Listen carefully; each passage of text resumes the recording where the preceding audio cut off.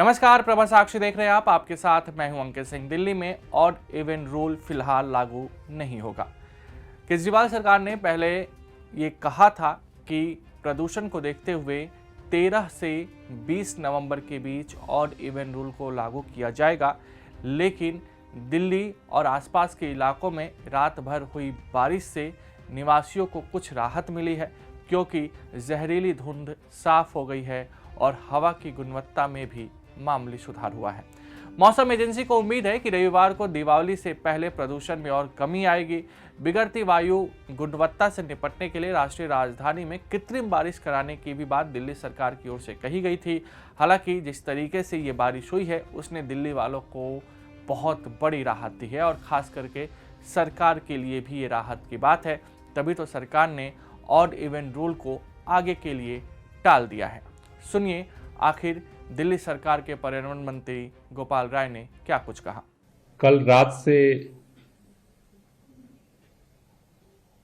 दिल्ली के अंदर जिस तरह से मौसम में बदलाव हुआ है, बारिश ने दिल्ली के अंदर जो पिछले 8-10 दिनों से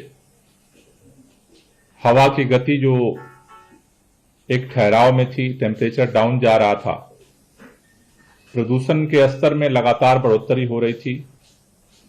दिल्ली में प्रदूषण की स्थिति सीवियर प्लस कैटेगरी तक पहुंच गई थी। रात से मौसम में जो परिवर्तन हुआ है, बारिश के कारण, हवा की गति बढ़ने के कारण लगातार प्रदूषण के स्तर में सुधार देखा जा रहा है। अभी इस समय तक 450 से पार जो प्रदूषण का स्तर था वो लगभग 300 तक पहुंच गया है और इसमें और सुधार की स्थिति देखी जा रही है। इसको देखते हुए अभी सरकार ने निर्णय लिया है कि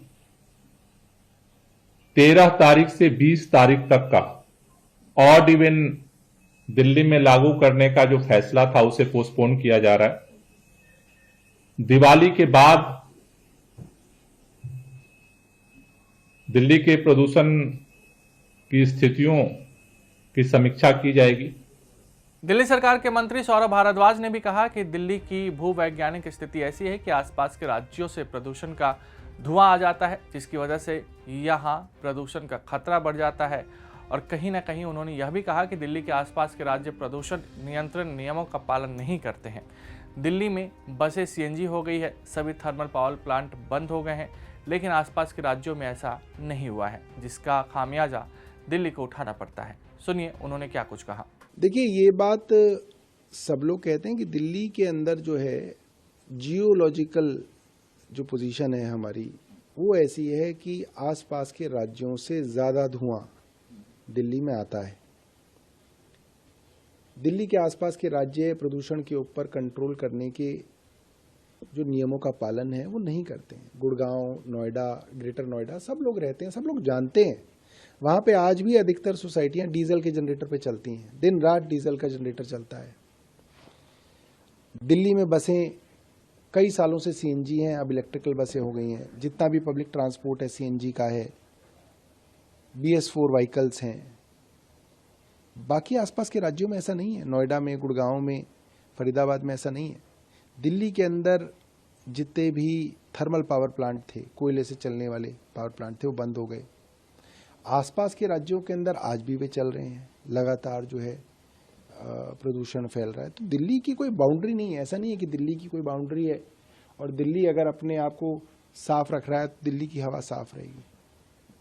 सब राज्यों को कोशिश करनी पड़ेगी और उसके अंदर केंद्र को जो है भागीदारी देनी पड़ेगी। केंद्र को आना पड़ेगा और केंद्र को समन्वय स्थापित करके अपना कंट्रीब्यूशन देना पड़ेगा और राज्यों को जो है एक टेबल पर बिठा के इसके लिए काम करना पड़ेगा। दूसरी ओर उच्चतम न्यायालय ने शुक्रवार को कहा कि पंजाब और दिल्ली से सटे कुछ अन्य राज्यों में पराली जलाने की घटनाएं रोकनी होगी और राष्ट्रीय राजधानी क्षेत्र में प्रदूषण का स्तर कम करने के लिए समाधान ढूंढना होगा। हालांकि वहीं दूसरी ओर देखा जाए तो पंजाब के मुख्यमंत्री भगवंत मान ने पराली जलाने को लेकर बड़ा बयान दिया है। आखिर सुनिए उन्होंने क्या कुछ कहा। देखो ਅਸੀਂ ਬਹੁਤ ਕੋਸ਼ਿਸ਼ਾਂ ਕਰ ਰਹੇ ਹਾਂ, ਅਸੀਂ ਮੀਟਿੰਗਾਂ ਕਰਦੇ ਹਾਂ, ਅਸੀਂ ਤਾਂ ਹੁਣੇ ਅਗਲੀ ਪਰਾਲੀ ਦੀਆਂ ਮੀਟਿੰਗਾਂ ਵੀ ਸ਼ੁਰੂ ਕਰਤੀਆਂ ਕਿ ਕੀ ਆਪਸ਼ਨ ਹੋ ਸਕਦੀ ਹੈ। ਅਸੀਂ ਕੋਰਟ ਦੇ ਵਿੱਚ ਇਹ ਲਿਖ ਕੇ ਦਿੱਤਾ ਕਿ ਝੋਨੇ ਵਾਂਗ ਹੋਰ ਫਸਲਾਂ ਤੇ ਵੀ ਐਮਐਸਪੀ ਦਿਓ, ਝੋਨੇ ਵਾਂਗ, ਨੋਟ ਇਹ ਜੋ ਵਿਰੋਧੀ ਪਾਰਟੀਆਂ ਕਹਿੰਦੇ ਨੇ ਕਿ ਝੋਨੇ ਨੂੰ ਛੱਡ ਦਿਓ, ਨਾ ਨਾ ਨਾ, ਝੋਨੇ ਵਾਂਗ ਕਿਸ ਹੋਰ ਫਸਲਾਂ ਤੇ ਵੀ ਸਾਨੂੰ ਐਮਐਸਪੀ ਦੇ ਦਿਓ।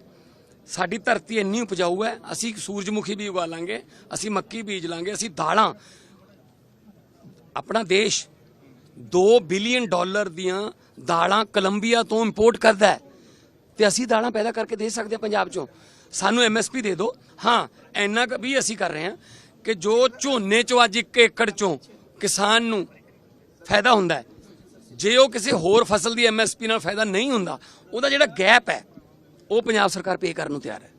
ਫਰਜ਼ ਕਰ ਲਓ ਝੋਨੇ ਚੋਂ 1 ਏਕੜ ਚੋਂ 18,000 ਬਚਦਾ ਹੈ, ਉਹਨਾਂ ਨੇ ਮੱਕੀ ਲਾਈ, ਮੱਕੀ ਨਾਲ 14 ਬਚਿਆ, 4,000 ਦਾ ਗੈਪ ਰਹਿ ਗਿਆ। ਜਿਹੜੀ ਸਾਡੀ ਸਰਕਾਰ ਹੈ ਉਹ 4,000 ਗੈਪ ਪੂਰਾ ਕਰਨ ਨੂੰ ਤਿਆਰ ਹੈ ਤਾਂ ਕਿ ਕਿਸਾਨ ਨੂੰ ਕੋਈ ਵਿੱਤੀ ਨੁਕਸਾਨ ਨਾ ਹੋਵੇ। ਠੀਕ ਹੈ ਨਾ।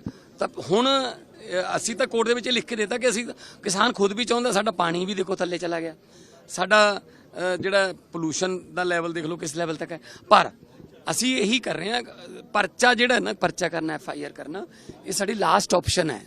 ਅਸੀਂ ਬਹੁਤ ਵਾਰੀ, ਮੈਂ MM ਕੁੱਟੀ ਜੀ ਨੇ ਜਿਹੜੇ ਕਮਿਸ਼ਨ ਦੇ ਚੇਅਰਮੈਨ ਨੇ, ਮੈਂ ਬਹੁਤ ਵਾਰੀ ਕਿਹਾ ਕਿ ਪੈਸੇ ਦੇ ਦਿਓ ਜੀ, ਪਹਿਲਾਂ ਪੈਸਿਆਂ ਨਾਲ 1500 ਮੈਂ ਪਾ ਲੈਣਾ, 1000 ਤੁਸੀਂ ਪਾ ਦਿਓ, 2500 ਰੁਪਏ ਏਕੜ ਤਾਂ ਦੇ ਦਈਏ, ਪਰ ਉਹ ਨਹੀਂ ਮੰਨੇ। ਪ੍ਰੇਰਿਤ ਕਰੋ, ਪ੍ਰੇਰਿਤ ਕਰੋ, ਪ੍ਰੇਰਿਤ ਕਰਨ ਨਾਲ ਨਹੀਂ ਗੱਲ ਬਣਨੀ ਜੀ, ਮਾਮਲਾ ਇਕਨੋਮੀ ਨਾਲ ਜੁੜਿਆ ਹੋਇਆ ਹੈ। ਸੋ ਇਸ ਕਰਕੇ ਮੈਂ ਖੁਦ ਇੱਕ ਜ਼ਿਮੀਂਦਾਰਾਂ ਦਾ ਮੁੰਡਾ, ਮੈਂ ਕਿਸਾਨਾਂ ਤੇ ਪਰਚੇ ਥੋੜੀ ਕਰੂੰਗਾ, ਪਰ ਇਹ ਜਦੋਂ ਜਿਹੜੀਆਂ ਕੋਈ ਕੁਝ ਯੂਨੀਅਨਾਂ ਦੇ ਬੰਦੇ ਇਹ ਕਹਿ ਕੇ ਅਫਸਰਾਂ ਨੂੰ ਕਿ ਤੂੰ ਹੀ ਅੱਗ ਲਾਤਾ, ਇੱਥੋਂ ਹੀ ਲਵਾਉਣੀ ਹੈ, ਤੇ ਕਿਹਨੂੰ ਅੱਗ ਲਵਾ ਰਹੇ ਨੇ? ਉਹ ਆਪਣੇ ਬੱਚਿਆਂ ਦੇ ਸਾਹਾਂ ਨੂੰ, ਆਪਣੇ ਬੱਚਿਆਂ ਦੇ ਫੇਫੜਿਆਂ ਦੇ ਵਿੱਚ ਲੰਘ ਰਹੇ ਸਾਹਾਂ ਨੂੰ ਅੱਗ ਲਵਾ ਰਹੇ ਨੇ।